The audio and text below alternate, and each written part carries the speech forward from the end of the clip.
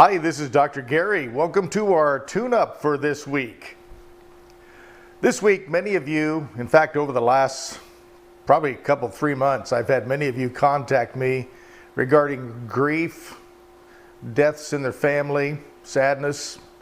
You know, the wintertime, which is when we're shooting this right now, is a time that causes a lot of that. And also, things get cold, we hibernate a little bit, we can't get outside, move around, move the adrenaline out of our body.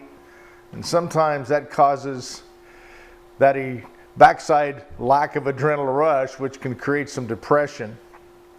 But let's talk about death and dying and grief. I know it's not a pleasant topic for a lot of people. We really kind of, as human beings, want to just deny it even exists out of fear. You know, when you get to be my age, you think about it all the time, believe it or not, and sometimes you just kind of make friends with the idea that it's eventually going to happen to all of us, and it's okay because that's an exclusive club that happens with each one of us because you can't die unless you've lived. I guess the key to that is to live. And when we have someone pass in our life, we have to be willing to understand that they lived. And they still live in your memories. They still live in the thoughts that we have about them. And they still live in what they did accomplish and the mark that they made here on this planet as they were here in their mortal bodies. And we can argue this all day long about what happens after we die.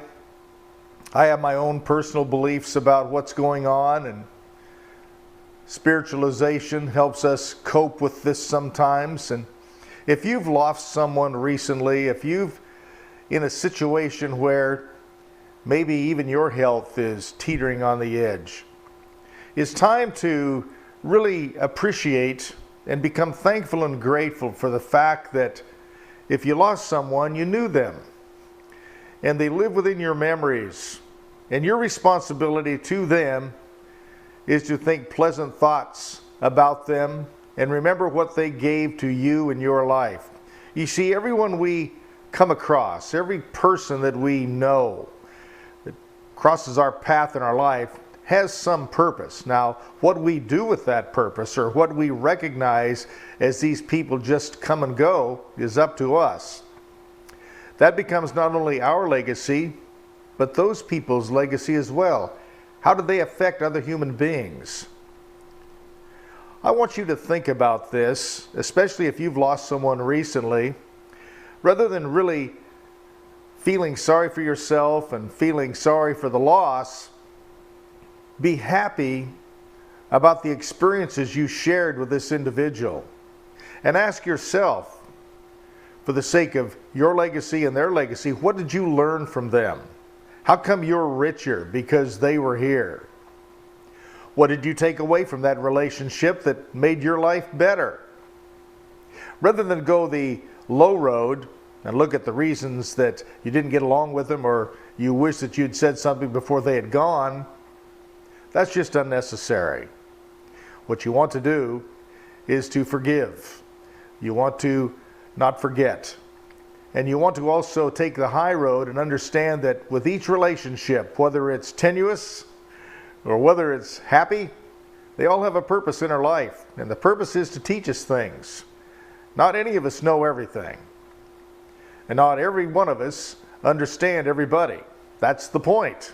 We're here to learn.